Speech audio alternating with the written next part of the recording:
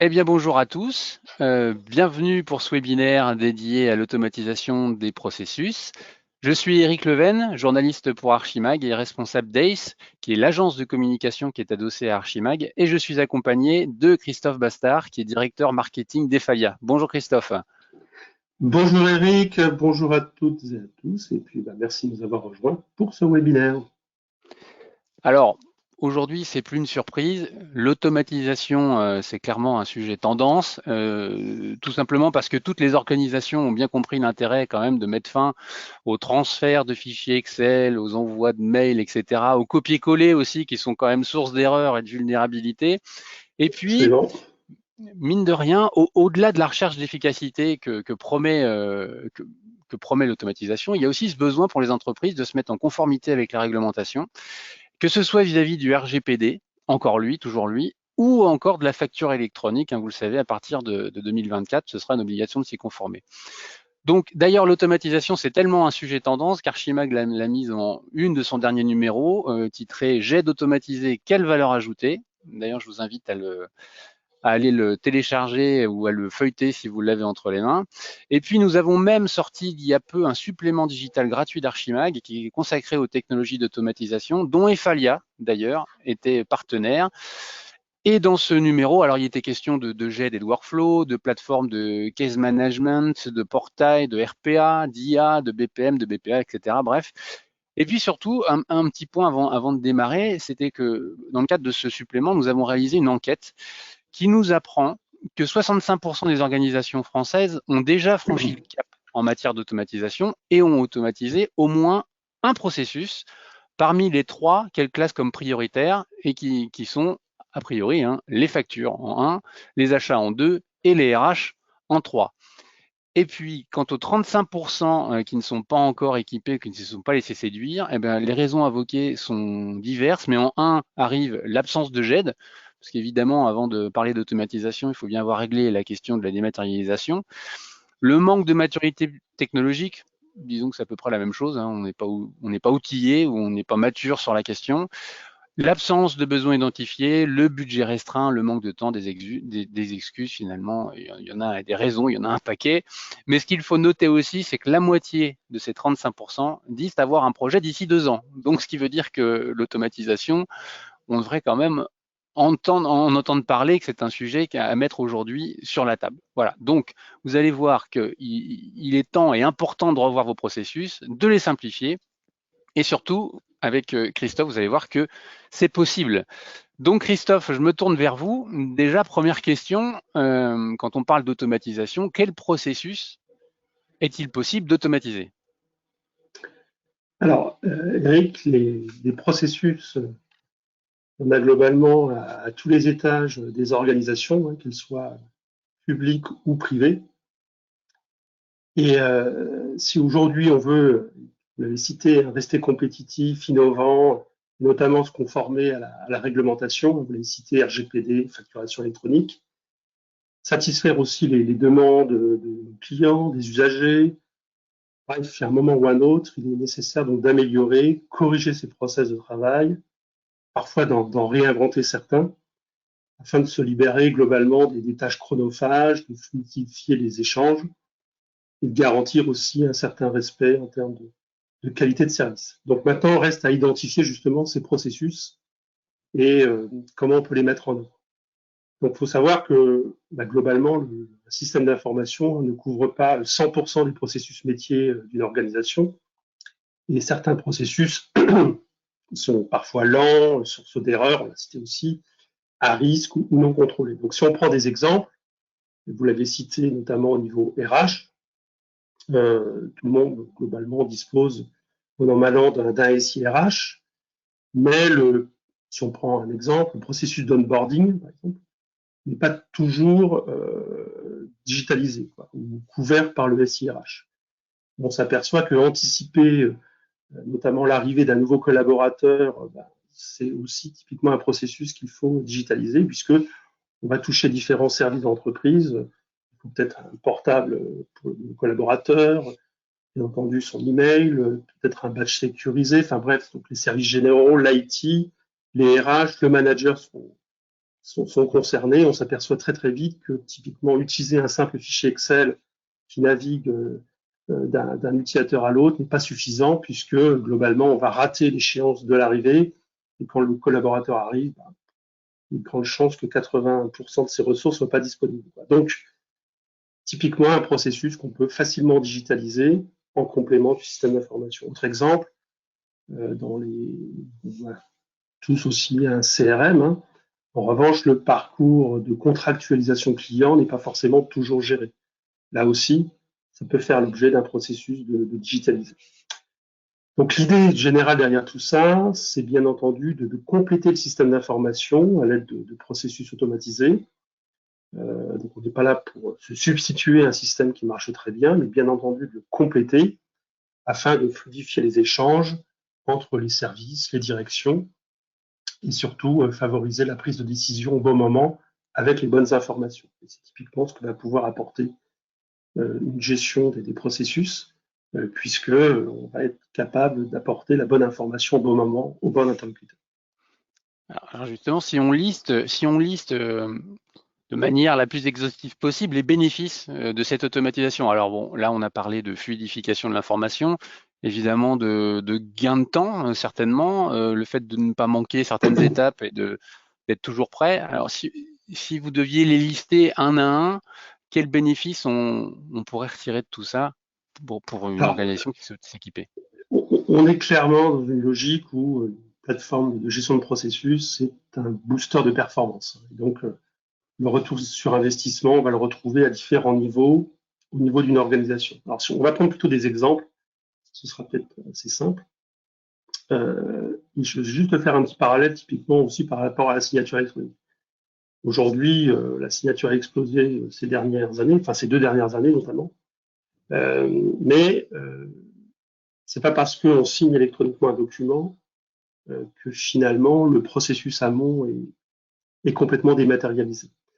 Et donc c'est là où il y a vraiment des gisements de performance à trouver lorsqu'on va dématérialiser de bout en bout un processus. Si on reprend des exemples, l'exemple typiquement du processus de contractualisation, il y a différentes étapes. Il y a déjà la composition du contrat, c'est-à-dire que ce soit un processus RH ou un contrat client, à un moment ou à un autre, il va falloir faire le contrat. Et il y a 2 optiques aujourd'hui. Soit vous faites du copier-coller Word, puis avec les sources d'erreurs potentielles sur le contrat, prendre les mauvaises clauses, etc. Soit vous faites de la composition interactive de contrat, où je vais aller chercher des clauses dans un clausier, et en fonction de choix que je vais faire au sein d'un formulaire, ça va me composer électroniquement mon contrat. Donc là, premier bénéfice, c'est qu'on va réduire les risques opérationnels. Donc là, typiquement, on va s'assurer que le contrat qu'on édite est bien conforme, alors soit à la réglementation, si on est dans du RH, soit réglementation interne, règles de gestion interne, sur la composition d'un contrat client. Donc, premier bénéfice, réduire les risques opérationnels. Une fois que le contrat est édité, donc il est prêt, on va pouvoir éventuellement le faire valider en interne, en fonction du seuil d'engagement, etc., au niveau de responsabilité. Et là, typiquement, on va fluidifier les échanges entre les différents services. Donc, conséquence du bénéfice, la première étape qui est de la composition et ensuite de la validation, on va gagner du temps. Donc, autre bénéfice, vous l'avez cité, gain de temps, on va supprimer les tâches chronophages. Bref, on gagne typiquement là en performance opérationnelle. Dernière étape, ça va être la signature du contrat.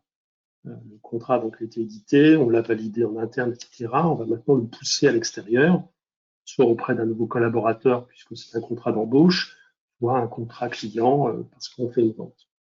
Donc là, l'idée aussi, c'est de faire de la signature électronique, donc tout le monde l'a adopté, mais on va apporter, typiquement en termes de bénéfices, une meilleure expérience client, aussi une certaine modernité, et puis on est dans les usages du temps, si je puis dire, avec la signature via smartphone ou depuis une tablette. Et puis, là aussi, on va pouvoir avoir des bénéfices, c'est notamment avec des solutions de type tracking, de sales enablement, c'est de pouvoir éventuellement, vous avez envoyé un contrat signé auprès d'un client, à quel moment faut-il le relancer? Est-ce que je le relance parce qu'il ne l'a pas lu? Est-ce que je le relance parce qu'il l'a lu mais il ne l'a pas signé? Et donc, tous ces outils-là de tracking vont nous permettre justement de réengager mon client en fonction de sa lecture du contrat, est-ce qu'il est passé plus ou moins de temps dessus, etc., etc. Donc, on s'aperçoit que des gains, on va en avoir à tous les étages, en fonction, bien entendu, de la dématérialisation de bout en bout, mais globalement, pour résumer, hein, on réduit le risque opérationnel, on gagne du temps, on fluidifie les échanges, et puis on apporte en effet une nouvelle expérience utilisateur. Et on les trace. Je pense que le suivi, la fonction de suivi, la traçabilité, c'est quand même une donnée sacrément Elle importante. est essentielle, et ça, c'est justement par cette digitalisation, bien entendu, on va avoir une traçabilité de qui a fait quoi et quand, à quel moment, et toujours dans une logique hein, de risque opérationnel, on va être capable de remonter la chaîne si vraiment il y a eu un problème à un moment ou à un autre. Donc globalement, digitaliser, c'est on va aligner les processus sur les objectifs de l'entreprise. D'accord, entendu. Et donc alors, à qui s'adresse une solution d'automatisation? Est-ce qu'il y a un profil type d'organisation d'entreprise? Est-ce qu'il y a un secteur d'activité? Ou est-ce qu'une PME de 50 personnes peut automatiser un de ces processus? Ou est-ce que c'est orienté vraiment grandes entreprises? Alors, en effet, historiquement, on était plus orienté sur les grandes entreprises, mais c'est des solutions qui se démocratisent aujourd'hui, en termes aussi bien de coûts que de mise en œuvre aussi, hein, qui est extrêmement simple. Et en effet, une entreprise de 50 personnes a potentiellement des processus à risque, hein, et si on est dans une logique de réduction des risques opérationnels, elle est tout à fait éligible là-dessus. Maintenant, si, ce que je reviens toujours à la même question, hein, si ces processus sont sous contrôle, tout marche bien pour elle, à rigueur, tout va bien. En revanche, il y a forcément des trous dans la raquette, il y a forcément des processus qui ne sont pas couverts par le système d'information. Et on s'est rendu compte ces 2 dernières années, notamment avec le télétravail, où ce qui marchait bien en présentiel, voilà, j'échange finalement des informations avec mon collègue qui est dans le même bureau que moi, ça passe très bien. En revanche, dès qu'on est dans un contexte de télétravail, ça marche moins bien.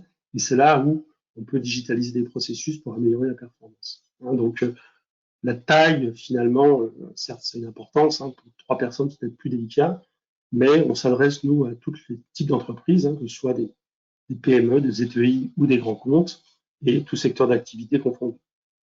Donc l'idée générale derrière tout ça, c'est quoi?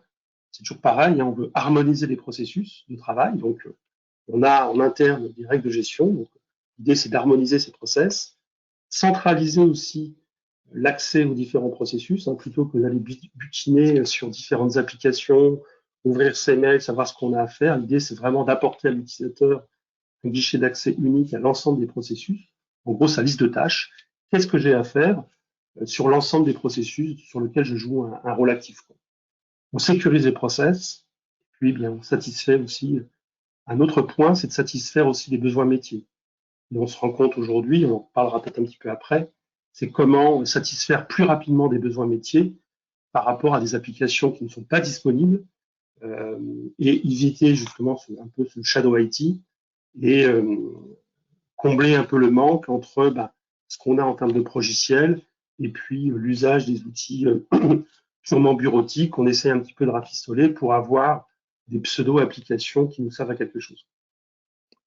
D'accord, donc le Shadow IT, c'est un sujet que vous voyez souvent qui apparaît comme une problématique chez vos clients? Oui, disons que c'est toujours pareil. Le métier a besoin d'applications agiles, hein, de pouvoir s'adapter finalement au contexte client, à la concurrence, etc. Et aujourd'hui, que l'IT puisse délivrer rapidement de nouvelles applications, c'est pas simple. Alors, soit en effet, on prend des solutions verticales en faisant peut-être l'impasse sur certaines fonctionnalités désirées par le métier et non couvertes par le vertical. Se lancer dans des développements spécifiques aujourd'hui, c'est pas forcément ce qui est fait, quoi. Ou on se rabat sur des logiciels entre guillemets bureautique ou pseudo de développement, mais qui échappent complètement au monde informatique, donc non intégrés dans le SI, avec les risques qu'on connaît, RGPD, cybersécurité, etc. etc. Donc la force justement, et on en reviendra après, sur ces outils de gestion de processus, on est vraiment dans une approche aussi low-code, no-code, hein, donc de pouvoir délivrer rapidement des applications métiers conformes aux exigences du métier, et ce, de façon assez rapide, quoi. Donc, parmi les facteurs de succès d'un projet ou du déploiement d'une solution d'automatisation, ça démarre par impliquer ces gens-là, impliquer le métier. Alors, Alors la suite, c'est quoi la recette, en gros? alors, il faut bien avoir à l'esprit finalement qu'un projet de dématérialisation des processus, c'est avant tout un projet d'organisation. Par conséquent, l'ensemble des acteurs du projet, euh, si on veut se comprendre, doivent parler le même langage. Donc l'implication du métier, vous l'avez cité, est nécessaire, même impérative, hein, et ce, dès la phase de définition et de modélisation du processus. Donc il faut, pour faire simple, donc un langage simple, compréhensible par tout le monde, un langage aussi suffisamment formel, puisque l'idée quand même, au bout d'un moment, c'est de traduire cette modélisation en règles exploitables par un moteur d'orchestration de flux. Donc on ne va pas faire des choses informelles, si je puis dire, mais il faut vraiment que ce soit un langage qui puisse être traduit derrière par une machine. Et puis, ce qui me semble aussi essentiel, c'est de pas de faire le travail deux fois. Alors je m'explique. Ce qu'on constate quelquefois, c'est on dessine le processus avec le métier, donc avec en effet un langage très simple, et ensuite on retraduit ce processus défini avec le métier dans un langage de modélisation plus technique, compréhensible cette fois-ci par le moteur d'exécution. Et c'est là où on peut avoir des biais, puisqu'il y aura potentiellement un déphasage entre ce que l'on a défini avec le métier, donc avec ce langage simple, et d'autre part, l'exécution du processus qui, lui, est issu d'une modélisation technique. Donc, il faut absolument éviter ce gap et travailler avec finalement un langage de modélisation simple, compréhensible par tout le monde, et ensuite directement exploitable par le moteur. Donc, définir un processus. Et ensuite, une fois qu'on a pris ces grands principes, il faut identifier le processus. Hein, ça, c'est un élément. Donc, définir un processus pilote, donc avec aussi le métier pilote sur ce sujet, et donc enclin à bien définir ses règles. Un processus pour lequel il y a quand même suffisamment d'enjeux. Hein, je ne reviens pas sur les enjeux qu'on a cités tout à l'heure, risque opérationnel, gain de temps, etc., etc. Et puis un processus suffisamment visible. Parce que si ça concerne que deux personnes, bon, on ne sera pas forcément très visible à l'externe. Donc il est important que c'est un processus avec des enjeux et suffisamment visible pour que ça puisse finalement faire une boule de neige, si je puis dire, pour d'autres utilisateurs. Et ensuite, est-ce qu'il faut s'attarder à faire, à mimer, si je puis dire, les processus manuels en processus numériques? Je dirais que c'est le métier qui doit choisir. Donc le métier, c'est le sachant. Hein, ils connaissent leurs règles de gestion, leurs processus. Donc si mimer un processus manuel en numérique est un gage d'adoption finalement pour le métier et source d'amélioration de la performance, alors, pourquoi pas? Mais généralement, donc c'est justement lors des phases de modélisation qu'on va s'apercevoir que certaines tâches n'ont aucune valeur ajoutée, donc on va simplifier le processus par cette étape de modélisation. Donc, je reviens à mon langage simple. Si le langage est simple pour exprimer un processus, on s'aperçoit très très vite qu'il y a des tâches qui ne servent à rien ou des tâches chronophages qu'on pourrait tout à fait chanter par des actions automatiques, si je puis dire. Et donc là, c'est extrêmement limpide pour le métier. Alors, je m'interroge en vous écoutant, est-ce qu'il n'y a pas un fantasme aussi de la part des organisations, enfin des entreprises, sur l'automatisation où elles penseraient que finalement l'humain, le collaborateur n'aurait plus rien à faire et pourrait être totalement déchargé de certaines tâches pour faire autre chose ou voilà. Alors on n'en est pas là. L'automatisation, Alors, il y a de l'automatisation de certaines tâches. Aujourd'hui, on a en effet, après c'est un mixte. Il y a forcément de la robotisation. Hein. Si on reprend par exemple les outils d'IA, de lecture automatique de documents, etc. Donc là, typiquement, plutôt que de saisir des informations, on va lire automatiquement une facture, remplir certaines métadonnées, éventuellement aller mettre à jour aussi un système comptable. Mais ensuite, il y a certaines décisions humaines. Et un processus dans des organisations publiques ou privées, hein, il y a forcément un moment ou un autre de la décision humaine. Et ce qu'il faut, c'est justement apporter, lorsque je prends ma décision, toutes les informations pertinentes pour prendre cette décision. Donc ça veut dire des formulaires dynamiques hein, qui m'affichent exactement les bonnes informations en fonction de l'étape à laquelle je suis et je ne me retrouve pas avec une kyrielle d'informations qui ne m'apportent rien. Et puis proposer une certaine souplesse quant à la suite à donner à sa décision. Donc on est vraiment sur un mix entre de l'automatisation là où c'est nécessaire parce qu'il n'y a aucune plus-value de l'humain. La machine peut prendre finalement la décision sur un montant, sur une lecture de documents, etc. Et puis la prise de décision humaine, où là, il faut absolument que l'humain intervienne pour dire je fais ou je fais pas quoi. Et alors, justement, comment Efalia adresse cette problématique et quelle est sa position dans cette chaîne de démat et de traitement de l'information? Alors, Efalia finalement est un éditeur déjà, et nous, en tant qu'éditeur en plus français, nous sommes convaincus que l'accès simplifié à l'information, son partage aussi, hein, à l'aide de processus, alors soit collaboratifs, soit des processus assez dirigistes, si je puis dire. Et puis la diffusion d'informations est un des enjeux de performance des organisations en gros modernes. Et donc pour répondre à ce changement, Falia accompagne hein, sur la durée alors des organisations de toute taille, publiques, privées, PME, grands comptes, etc. Donc qui souhaitent répondre à ce défi justement dans leur stratégie de dématérialisation de leurs documents et des processus. Pour nous, les deux vont de pair aussi. Vous l'avez dit tout à l'heure, commençons aussi par dématérialiser les documents.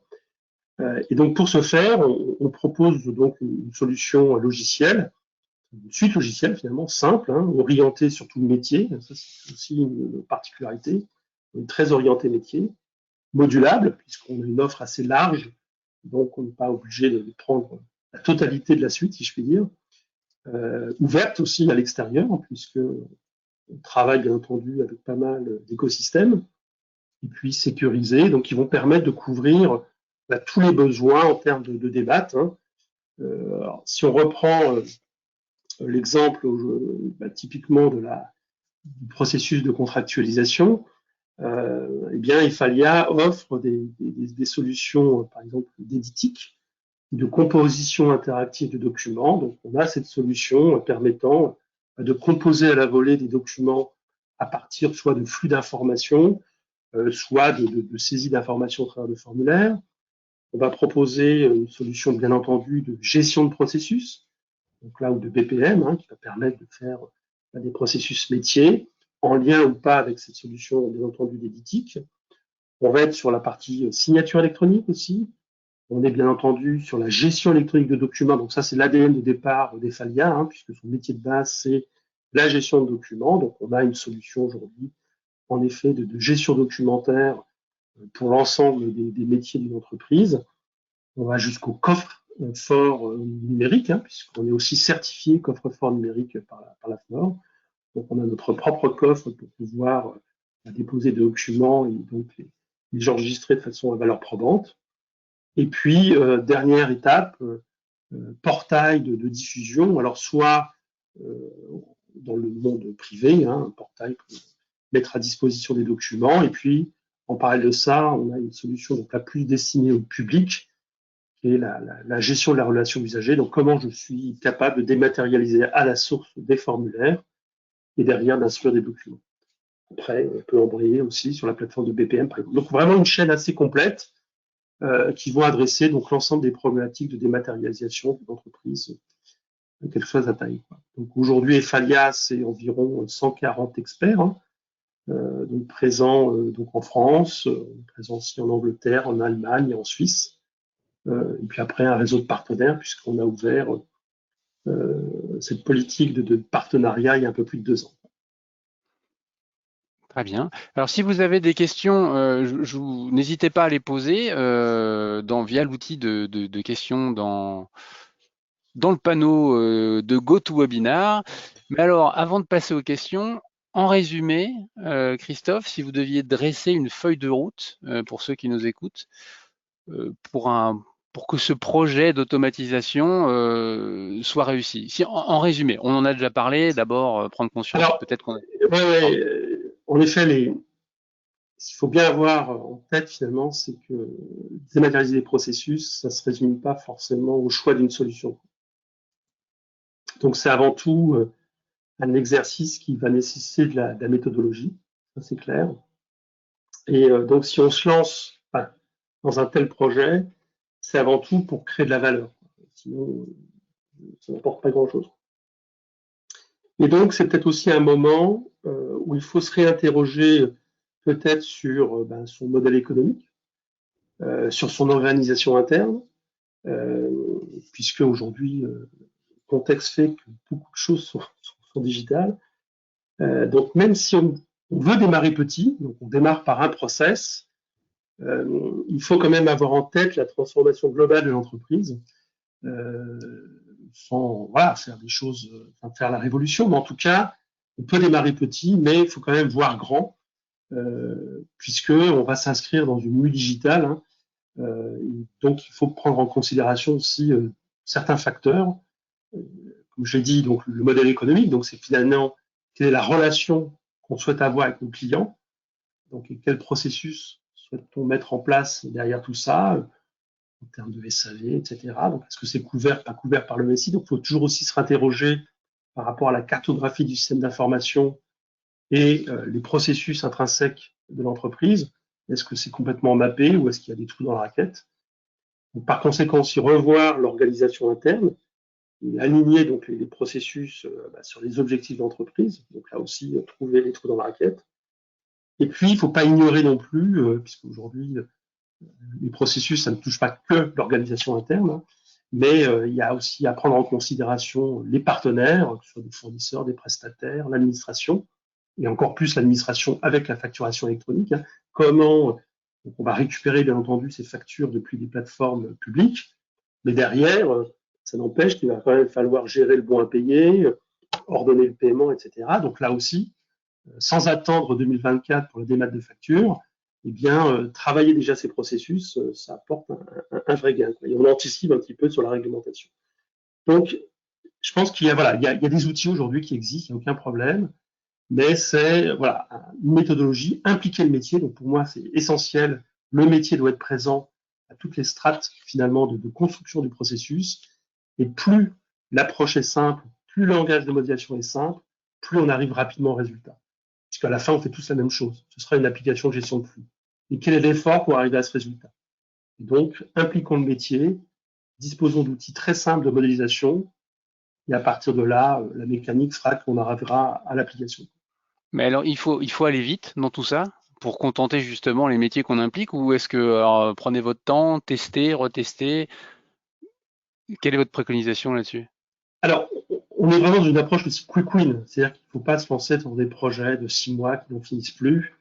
On est sur une approche itérative où le processus se définit assez rapidement et on peut montrer rapidement un résultat au métier, quitte à faire une V1, c'est-à-dire qu'on n'est pas obligé de voir la globalité d'un processus dans un premier temps, se poser aussi la question de l'intégration avec le SI, qu'est-ce que sont les tâches à automatiser, etc.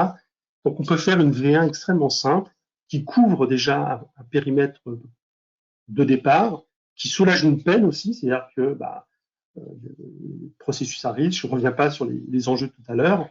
Donc on peut démarrer petit sur un périmètre assez restreint et faire une V1 d'un processus et se dire, OK, monsieur le métier, on se revoit dans 3 mois et on revoit un peu ce processus, voir comment il a été utilisé par vos différents collaborateurs, quels sont les points d'amélioration, et on va itérer, on va faire une V2, une V3. Et l'apport de ce type de techno, hein, on est vraiment dans une approche itérative où on n'est pas dans du développement, on est vraiment dans la définition de processus et derrière, on les exécute au travers d'une plateforme. Donc, il n'y a pas de codage, il n'y a pas de développement, tout se fait graphiquement, que ce soit les processus, les formulaires, les règles de gestion, les connecteurs, etc., etc. Et donc, on est vraiment dans une approche agile. On va pouvoir délivrer rapidement des applications métiers qui correspondent aux besoins du métier et qui vont pouvoir évoluer en fonction de leurs nouvelles exigences. Oui. Alors moi, ce que je retiens, c'est vraiment... Oui, ce que je retiens, c'est que évidemment, identifier le processus qui pose problème et pas se poser 30 000 questions, y aller tout de suite en impliquant donc ceux que ça concerne. Exactement, exactement. Eh bien, écoutez, personne, pas de questions pour l'instant. Alors, s'il n'y a pas de questions, c'est Christophe que vous avez été clair dans vos explications et votre recette de l'automatisation. En tout cas, excusez-moi Eric, Oui. la meilleure façon de faire, enfin, si vous souhaitez démarrer ce type de projet et voir justement ce que peut apporter une techno telle que l'apporte aujourd'hui Eifalia, moi je vous invite grandement finalement à nous contacter. Si vous avez déjà en tête un processus qui vous pose problème, on relève complètement le défi pour modéliser ce processus avec vous. Vous allez tout de suite comprendre un petit peu l'intérêt et on peut aller jusque même prototyper l'application pour vous, quoi. Donc là, je vous invite à nous contacter. Si vous avez un exemple type qui vous pose problème, eh bien, vous verrez qu'on peut le mettre en musique extrêmement facilement et rapidement sans aucun problème. Et je complète en disant que vous devriez aussi lire les pages d'Eifalia dans ce fameux supplément gratuit d'Archimag parce qu'il était question, je pense, de RH, d'onboarding RH. On parlait d'automatisation dans les RH. Ça, c'est un Et processus il y a, voilà, il y a toute typique. un cas d'usage complet qui vous est décrit sur plusieurs pages, donc vous aurez déjà pas mal d'informations avec les contacts d'Eifalia retrouvés dans ce supplément aussi. Voilà, bah écoutez, on a fait un tour de la question rapide de l'automatisation, mais c'était le but du jeu, vous donner quelques clés assez rapidement, et j'espère que ça vous a convaincu, en tout cas, et intéressé. Et étant donné qu'il n'y a pas de questions, eh ben on vous laisse ici et on vous retrouve prochainement pour une suite sur une autre thématique. Exactement. Merci à vous, Eric, pour cet échange. Merci à vous pour votre participation. Et puis donc, à très bientôt donc, pour un prochain webinaire. Merci à vous. À bientôt. Au revoir à tous. Au revoir.